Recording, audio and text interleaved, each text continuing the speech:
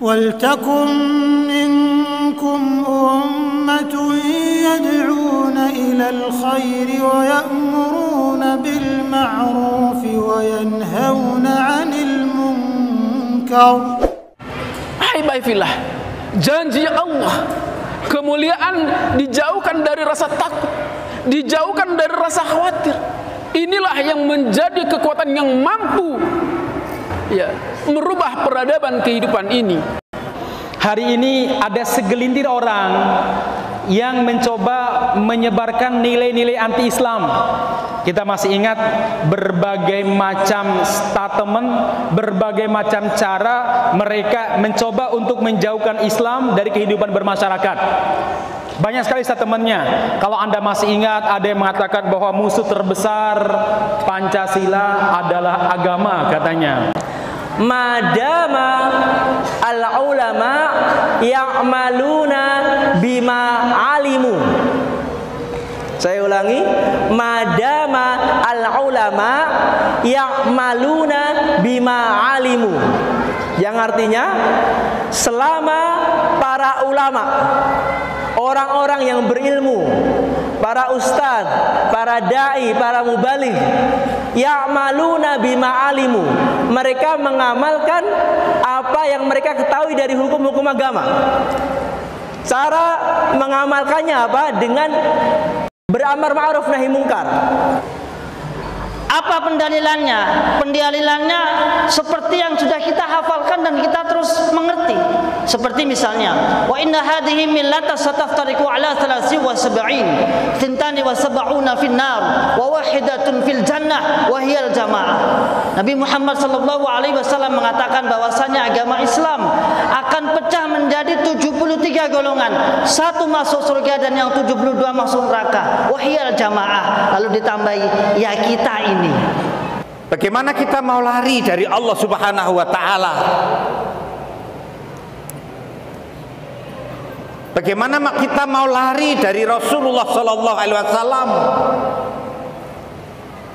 Sementara beliau mengeluarkan statement, idza dhaharatil ma'asi amma humullah bi'adzabin min indih.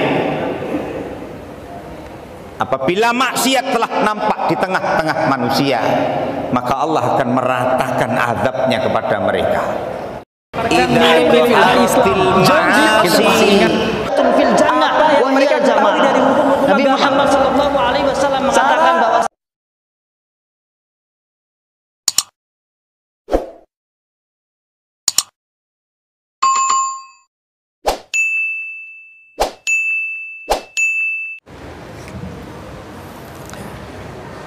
Bismillahirrahmanirrahim. Assalamualaikum warahmatullahi wabarakatuh. Masih semangat? Masih kuat? Ayo. Alhamdulillah. Alhamdulillahirabbil alamin. Wa bihi nasta'inu ala umuri dunya waddin. Wassalatu wassalamu ala ashrafil anbiya'i wal mursalin nabiyyina wa maulana Muhammadin wa ala alihi wa sahabatihi ajma'in wa azwajihi ummahatil mu'minin wa man tabi'ahu bi ihsanin illa yaumiddin. Faqad qala ta'ala fi kitabil aziz ba'da an a'udzu billahi minasy syaithanir rajim, kuntum khairu ummatin ukhrijat linnas ta'muruna bil ma'ruf wa tanhauna 'anil munkar wa tu'minuna billah. Wa qala nabiyyuna al-karim salawatullah wa salamuhu alaihi, la tazalu ta'ifatun min ummati mansurina zahirina 'alal haqqi mansurina la yadhulluhum man khalafahum hatta ya'tiya amrullah wa hum kadzalik. Shadaqallahul azim wa sadaqa rasuluhul karim wa nahnu ala dzalika minasyahidin. Para jamaah azakumullah yang sangat saya cintai, nuhibbukum fillah, para asatidzah kiram, Ustaz Mas'ud, Ustaz Ikhwan Hadi, teman seperjuangan saya. Alhamdulillah, Alhamdulillahirabbil alamin. Di pagi hari yang berbahagia ini, pagi hari yang cerah ini, dengan izin dan rahmat dari Allah Ta'ala, kita bisa bersama-sama bersua, bermuajahah dalam rangka talabatul ilm. Para jamaah azakumullah, insyaallah saya nggak akan panjang-panjang. Setelah ini Ustaz siapa Ustaz? Ustaz Tahkiwan Hadi, Masya Allah. Beliau insya Allah akan menyampaikan materi inti mungkin malah ya. Tema kajian saya atau judul kajian saya pada pagi hari ini yang diamanahkan pada saya adalah tentang 5 pilar tegaknya Islam di Indonesia. Fakama annahu la hayata lil ardi illa bil matar. Suara saya jelas? Jelas nggih Bapak nggih? Jelas Ibu? Fakama annahu la hayata lil ardi illa bil matar. Fakadzalika la hayata li Indonesia illa bil Islam. Sebagaimana tidak ada kehidupan di bumi ini kecuali dengan turunnya hujan, maka begitu pula tidak ada kehidupan, kedamaian, kesejahteraan di bumi Indonesia kecuali dengan Islam. Maka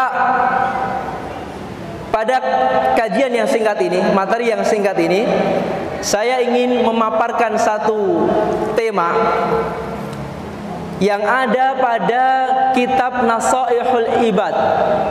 Kitab Nasaihul Ibad karya dari Syekh Muhammad Nawawi Al-Bantani.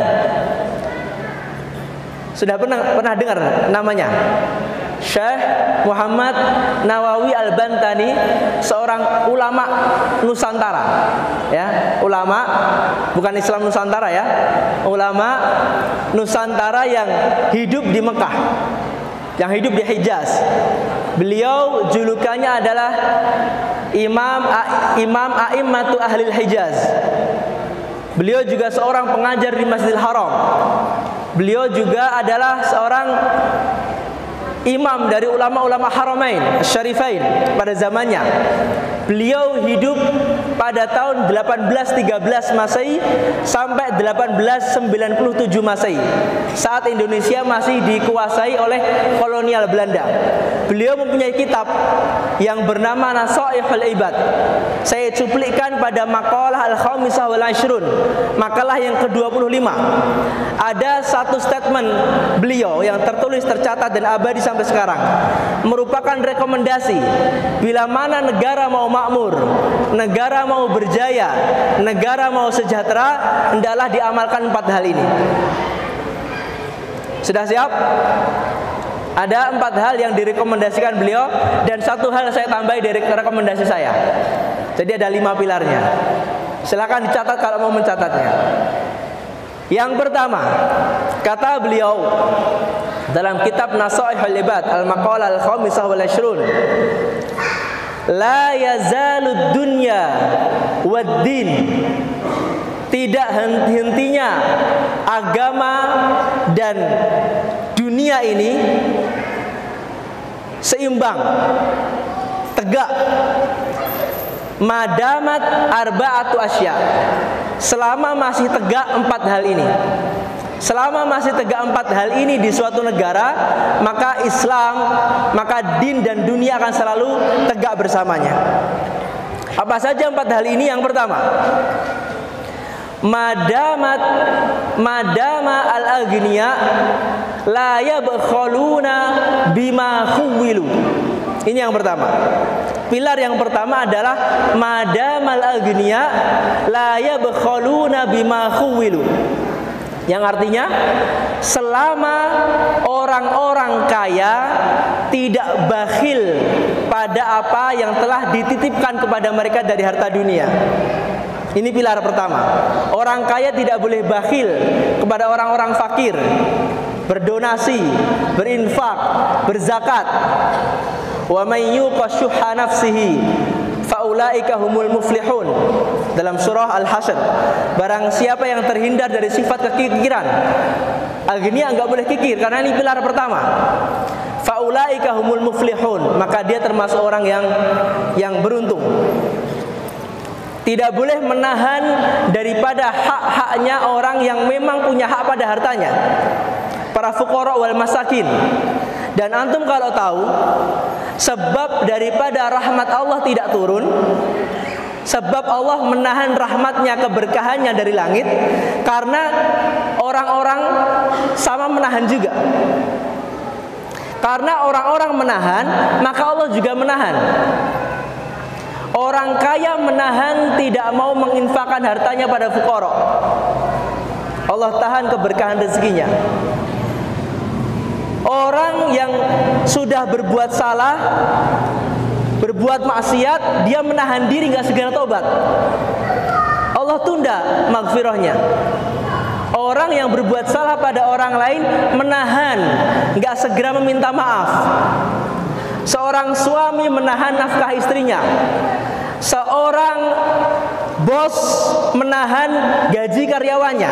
Intinya kalau menahan itu akibatnya apa? Allah juga tahan keberkahan dari langit. Antum pernah merasakan menahan kencing di dalam bis? Bisnya nggak ada toiletnya, sopirnya nggak mau berhenti, sopirnya terus nyopir selama 5 jam. Apa rasanya? Menahan kencing 5 jam di bis ke Jakarta, di bisnya nggak ada toilet. Bagaimana rasa menahan ini? Gelisah, ya nggak, sakit dan luar biasa. Itu akibat menahan. Maka kalau orang mau lancar, mau dapat keberkahan, turun rahmat dari Allah, dia berikan hak-hak orang yang memang berhak pada hartanya. Ini yang pertama. Pilar pertama adalah al-aghniyah. Dengan ini maka selesai masalah ekonomi. Ya. Pilar yang kedua, kata beliau dalam kitab ini, Nasaihul Ibad, madama al-ulama ya'maluna bima alimu.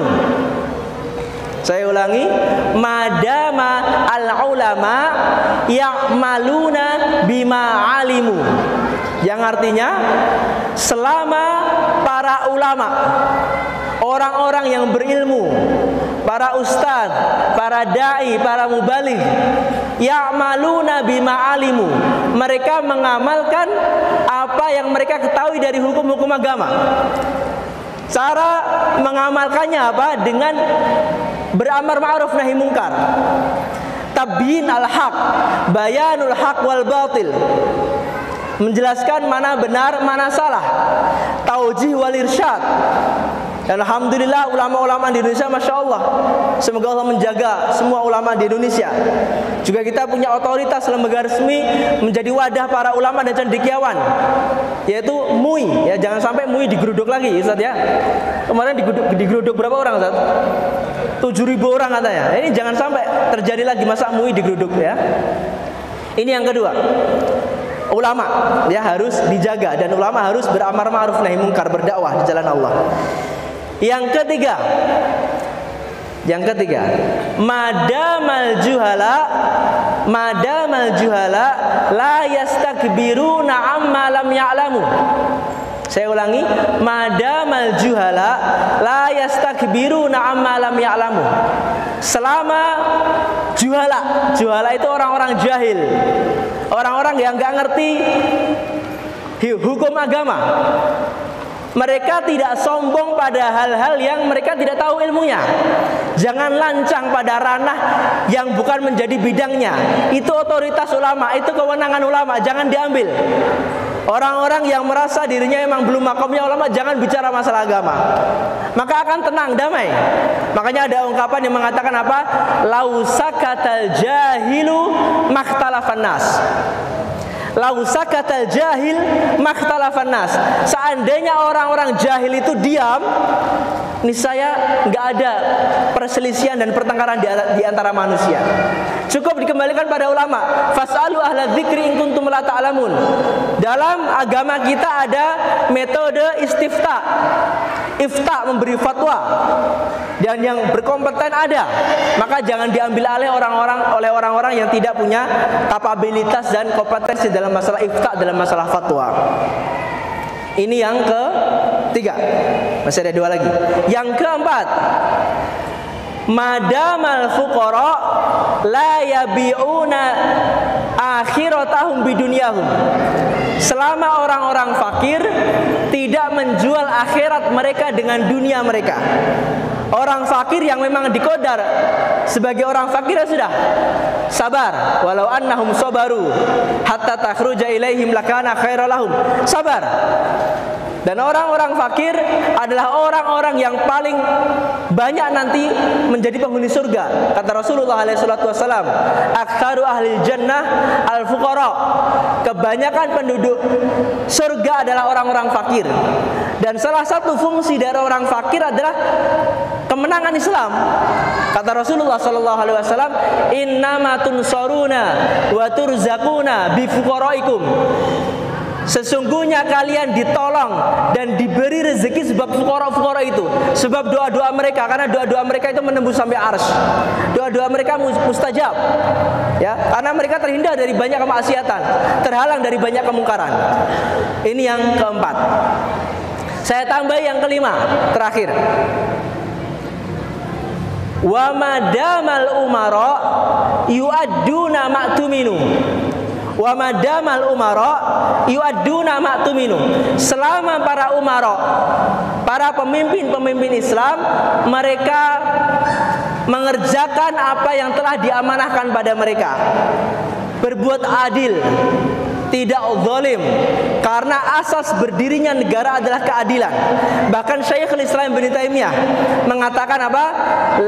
Perkataan yang sangat masyhur, la yuqimu innallaha la yuqimu daulah, innallaha yuqimu ad-daulah al-adilah walau kanat kafirah, wala yuqimu ad-daulah muslimah, wala yuqimu daulah zalimah wa in kanat muslimah.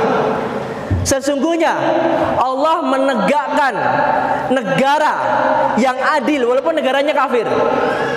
Dan Allah akan menghancurkan negara yang zalim walaupun negaranya muslim. Jadi asas tegaknya daulah selain sya'ab tadi, rakyat tadi, 4 hal tadi yang kita sebutkan di awal, ada unsur umara yang harus adil. Ya, makanya dalam hadis riwayat Muslim Rasulullah SAW bersabda, innal kafira idza amila hasanatan ut'ima biha tu'matan minad dunya. Orang-orang kafir, pertanyaannya, orang kafir itu ada yang baik apa enggak? Bapak Ibu, orang kafir ada yang baik apa enggak? Ada. Orang kafir ada yang baik, sering donasi ya, sering kemanusiaan, sering ngasih duit ya, entah niatnya apa, tapi mereka orang baik. Ketika orang kafir berbuat baik, ut'ima biha tu'matan minad dunya, maka mereka diberi kenikmatan dari kenikmatan dunia. Amal kebaikan mereka dibalas Allah kontan di dunia. Maka dari itu Imam Nawawi rahimahullah ta'ala menjelaskan dalam syarahnya, ajma'atil ummah ala annal kafir la thawaba fil akhirah. Semua umat Islam bersepakat bahwasanya orang kafir itu enggak ada pahalanya di akhirat. Tetapi ketika dia orang kafir selama di dunia sering berbuat baik, maka kebaikannya akan dikembalikan di dunia dengan rezeki yang melimpah, dengan bisnis yang sukses, dengan anak-anak yang baik dan lain sebagainya, karena dia orang baik. Sebagaimana pula negara, walaupun dia kafir, tapi negaranya adalah negara yang baik, sering menyantuni orang yang jompo, orang yang gak mampu, orang yang fakir, orang yang miskin. Walaupun dia negara kafir, negara itu pasti tetap akan makmur, akan sejahtera. Walaupun negara kafir, itu wujud keadilannya Allah. Tapi seandainya negara Islam pun tapi gak adil pada umatnya, gak adil pada ulamanya, maka waliyadzubillah, maka negara itu akan dihinakan oleh Allah Ta'ala. Demikian para jamaah azakumullah, dari paparan yang singkat ini kita harus bisa menempatkan diri kita. Apakah kita sebagai umara? Ada 5 tadi. Apakah sebagai agniya? Apakah sebagai ulama? Apakah sebagai fuqara? Yang penting jangan yang kelima, yang menjadi apa? Juhala, ya, orang-orang yang bodoh. Demikian sedikit dari kami, semoga bisa diambil manfaatnya. Wa akhiru da'wana alhamdulillahirabbil alamin. Assalamualaikum warahmatullahi wabarakatuh. ولتكن منكم أمة يدعون إلى الخير ويأمرون بالمعروف وينهون عن المنكر